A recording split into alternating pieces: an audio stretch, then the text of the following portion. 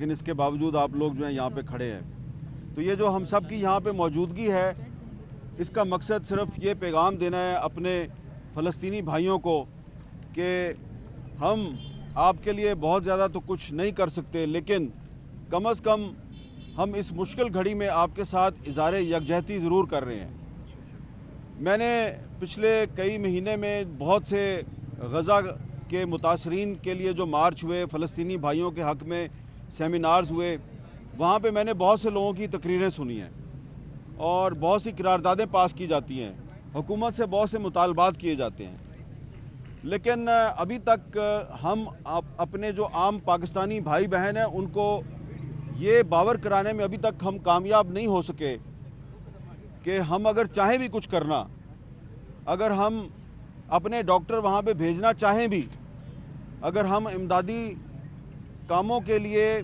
वहाँ पे मुतासरीन की इमदाद के लिए वहाँ जाना चाहें तो हम नहीं जा सकते। मुतालबात करना, तकरीरें करना बड़ा आसान है, लेकिन जो ग्राउंड रियलिटी है वो इतनी खौफनाक है कि उसको बहुत से लोग बयान भी नहीं करते। यहाँ तक कि जो हमारे अरबाब इख्तियार हैं वो भी बयान नहीं करते। ये मेरे साथ खड़े हैं मुश्ताक अहमद खान साहब, किसी ना किसी तरीके से बतौर सेनेटर वीज़ा हासिल करके मिस्र तक पहुँच गए, गज़ा के बॉर्डर तक पहुँच गए। उसके बाद इन्होंने पूरी कोशिश की कि आगे उनको जाने की इजाज़त मिल जाए, लेकिन इनको इजाज़त नहीं मिली। इसमें कोई शक नहीं कि पाकिस्तान से जो इमदाद गई वो मिस्र के बॉर्डर तक पहुंच गई, गज़ा के बॉर्डर तक पहुंच गई, लेकिन जो पाकिस्तानी आगे जाके अपने हाथों से अपने फ़लस्तीनी भाइयों तक वो इमदाद पहुंचाना चाहते थे, उनको इजाज़त नहीं मिली। कुछ साल पहले मैं किसी ना किसी तरीके से गज़ा तक पहुंच गया था, लेकिन इस साल हमने बड़ी कोशिश की, पिछले साल हमने बड़ी कोशिश की कि हम दोबारा गज़ा जा सकें। यहाँ तक कि पाकिस्तान के दफ्तर ख़ारजा से, पाकिस्तान के वज़ीर ख़ारजा ने मिस्र के वज़ीर ख़ारजा को कहा कि पाकिस्तानी सहाफ़ी हैं, ये सिर्फ वहाँ पे जो सूरत हाल है उसको देखने के लिए जाना चाहते हैं, इनको वीज़ा दे दें, लेकिन वीज़ा नहीं मिलता। और जब वीज़ा नहीं मिलता और आप किसी फ़लस्तीनियों के हक़ में किसी मुजाहरे में जाके शिरकत करते हैं, वहाँ पर आप उनके हक़ में नारे बुलंद करते हैं, और फिर जब आप पर FIR दर्ज हो जाती है, फिर आप उसकी जब मज़म्मत करते हैं तो आपके अपने ही कुछ पाकिस्तानी भाई जिनका ताल्लुक़ हुक्मरान तबके से होता है, वो फिर आपको ताना मारते हैं कि जाओ जाके फ़लस्तीनियों के साथ लड़ो, यहाँ पे हमारा दिमाग क्यों खा रहे हो। आपने देखा होगा इस किस्म के लोग हैं। एक तो आपकी तरह के लोग हैं ना जो यहाँ पे खड़े हैं, रमज़ान के महीने में फ़लस्तीनियों के साथ यकजहती का इजहार कर रहे हैं, लेकिन आपके अंदर कुछ ऐसे लोग भी हैं जिनका ताल्लुक़ हुक्मरान तबके से है, जो अमीर लोग हैं, और अपने नाम के साथ, अपनी तस्वीर के साथ आपको ताना मारते हैं, जाओ जाके फ़लस्तीनियों के लिए लड़ो। और एक साहब तो ऐसे हैं, उन्होंने मुश्ताक साहब को और मुझे ये चैलेंज दिया है कि तुम तैयारी पकड़ो, तुम्हें वीज़ा मैं लगवा के दूंगा, तुम्हारी गज़ा में एंट्री मैं करवाऊंगा, ठीक है।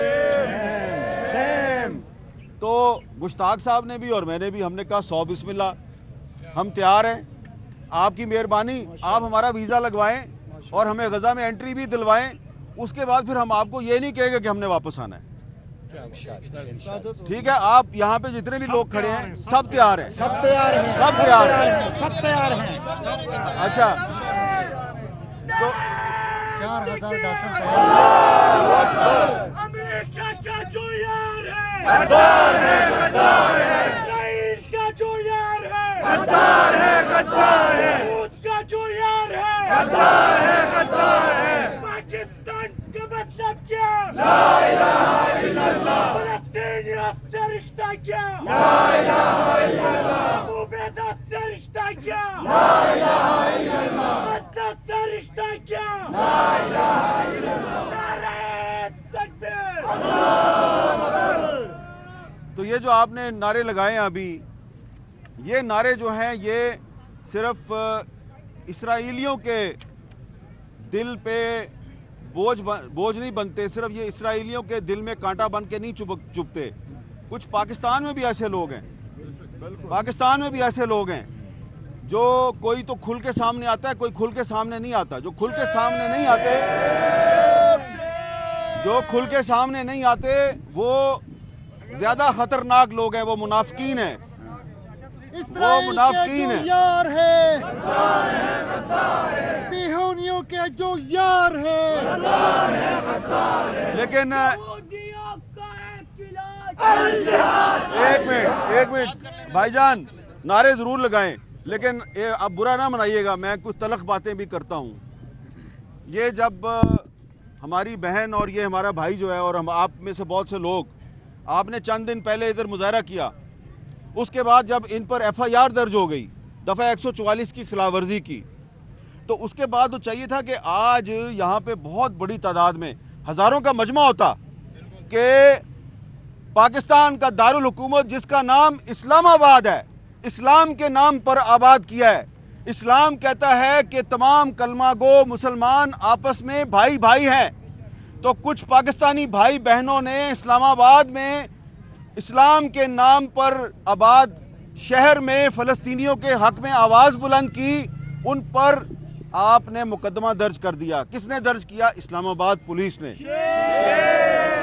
तो इसके बावजूद इस्लामाबाद के जो बासी हैं, रावलपिंडी के जो बासी हैं, कुछ तो यहाँ पर मौजूद हैं, लेकिन आप उतनी बड़ी तादाद में नहीं हैं भाई जितना होना चाहिए था।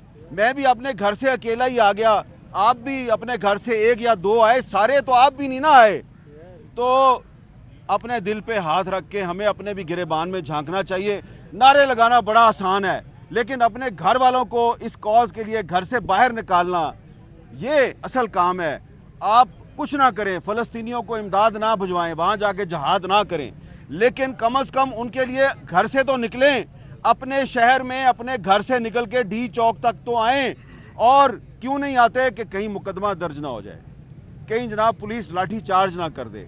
तो हमारी बहुत सी बहनें, बहुत से बच्चे यहाँ पर मौजूद हैं, मर्द भी मौजूद हैं। मैंने सिर्फ ये कहना है कि ये बड़ा आसान है नारे लगाना, लगाएं, ज़रूर लगाएं, लेकिन जो आपकी सफ़ों में मुनाफिकीन घुसे हुए हैं, जो थोड़े नहीं बहुत बड़ी तादाद में हैं, जिनको फ़लस्तीन के हक़ में नारे अच्छे नहीं लगते, वो कहते हैं जी कि ये हमारा कॉज नहीं है। पाकिस्तान जो है वो बहुत सी मुसीबतों में, मसाइल में घिरा हुआ है, आपको फ़लस्तीन की पड़ी हुई है।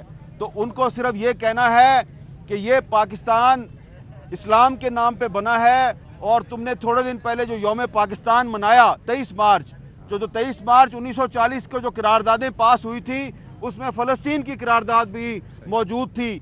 तो वो जो फ़लस्तीन की करारदाद है जो 23 मार्च 1940 को मंजूर हुई, वो हमें पुकार के कहती है कि आज 2024 में फ़लस्तीनियों पे जुल्म हो रहा है, उनके लिए पाकिस्तानियों को आवाज़ उठानी है। उर्दन, मिस्र, तुर्की, कोई मुस्लिम मुल्क इसराइल के साथ दोस्ती करता है, करता रहे, सफारती ताल्लुकात कायम करता है, करता रहे, हमें उससे कोई गर्ज नहीं, इसलिए कि उनके पास 23 मार्च 1940 की करारदाद नहीं है, वो हमारे पास है। और इसलिए हम जो हैं अपने आप को उन अरब ममालिक से ज़्यादा जिम्मेदार समझते हैं, हम पर ज़्यादा जिम्मेदारी आयद होती है, क्योंकि कायद आज़म मोहम्मद अली जिन्ना ने जब पाकिस्तान की बुनियाद रखी तो साथ ही साथ उन्होंने फ़लस्तीनियों के हकूक़ के लिए भी आवाज़ बुलंद की। तो अगर आप पाकिस्तानी हैं तो आपको फ़लस्तीनियों के लिए खड़े होना है। अगर कोई अरब बादशाह आपके हुक्मरानों के कान में सरगोशी करता है कि तुम्हें $1 अरब दूंगा, $2 अरब दूंगा, फ़लस्तीन के हक़ में आवाज़ें बुलंद ना करो, PSL के मैचों में फ़लस्तीन का झंडा लहराना बंद कर दो, फ़लस्तीन के हक़ में जो जुलूस निकालने वाले लोग हैं इनके खिलाफ FIR दर्ज करो, करते रहें हमारे हुक्मरान FIR दर्ज। अगर हम कायद आज़म मोहम्मद अली जिन्ना के मानने वाले हैं तो हमें फ़लस्तीन के हक़ में आवाज़ बुलंद करनी है, और हम करते रहेंगे। आप जितने मर्जी मुकदमात दर्ज करें। और सेव गज़ा कैंपेन के ज़ेर एहतमाम कुछ करारदादें मंजूर हुई, कुछ मुतालबात हैं, मैं चाहूँगा कि वो मुतालबात भी आप तक पहुँचा दूँ। ये जो इज्तिमा है, इस इज्तिमा में मुतालबा किया जाता है कि फौरी तौर पर आलमी मुदाखलत और जंग बंदी का ऐलान किया जाए। यूनाइटेड नेशंस ने जंग बंदी की करारदाद तो मंजूर कर ली, लेकिन इसराइल उस पर अमल दरामद नहीं कर रहा। तो इसके बाद क्या होना चाहिए? अगर आप अफगानिस्तान पर पाबंदियां लगाते हैं तो इसराइल पर भी पाबंदियां लगाएं, लेकिन आपने इसराइल पे पाबंदियां नहीं लगाई। लिहाजा जंग बंदी की करारदाद पे अमल दरामद कराएं, वरना इसराइल पर पाबंदियां लगाएं और बैनुल-अक़वामी अदालत इंसाफ में इसराइल के खिलाफ जनूबी अफ्रीका की तरफ से दायर किए गए नस्ल कुशी के मुकदमे में हुकूमत पाकिस्तान फरीक बनने के लिए एक बाज़ाब्ता टीम तश्कील दे। आपको मंजूर है? इस्लामी ताउन तंजीम OIC में इसराइल के जंगी जराइम पर कार्रवाई शुरू की जाए। क्या कार्रवाई? क्या कार्रवाई? कम अज़ कम OIC इसराइल के साथ जिन इस्लामी ममालिक ने अपने दोस्ताना सफारती ताल्लुकात कायम किए हुए हैं उनसे कह सकती है कि ताल्लुकात ख़त्म करो। आपको ये करारदाद मंजूर है? अमेरिका, बरतानिया, मुत्तहिदा अरब अमारात, मिस्र और ममलकत सऊदी अरब के सफ़ीरों के साथ इजहार नाराज़गी करे, डिमॉश करे उनको। आपको मंजूर है? खुराक, अद्वियात और ज़रूरी सामान की खातिर ख़वा मिकदार में तरसील के लिए ज़मीनी और समुद्री रास्तों का ब्लॉकेट ख़त्म करवाए और ख़ुसूसी बहरी बेड़े फ्लोटिला की रवानगी का ऐलान करे। आपको मंजूर है? और अगर फ्लोटिला जाएगा तो आप फ्लोटिला के साथ जाएंगे? बहुत बहुत शुक्रिया।